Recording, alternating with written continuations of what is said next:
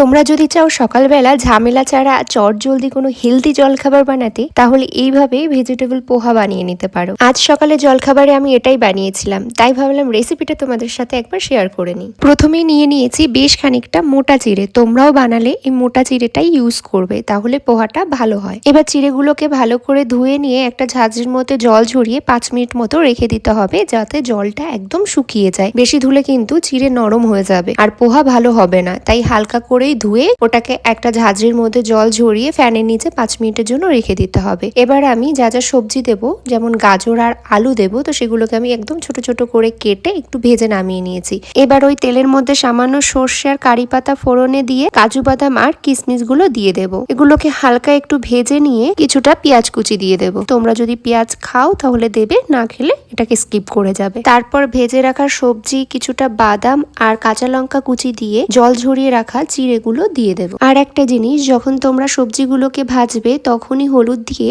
সবজিগুলোকে ভেজে নামাবে, না হলে এই চিড়ে ভাজার সময় হলুদ দিলে অনেক সময় হলুদের গন্ধ বের হয় চিড়ে থেকে। সবকিছু বেশ ভালোভাবে মিশিয়ে নিয়ে পরিমাণ মতো নুন, 1 চামচ চিনি আর 1 চামচ ঘি দিয়ে চিড়েগুলোকে সুন্দর করে ভেজে নেব 2-3 মিনিট মতন। আর পোহা বানানোর সব থেকে গুরুত্বপূর্ণ জায়গা হলো চিড়ে ধোয়ার সময়।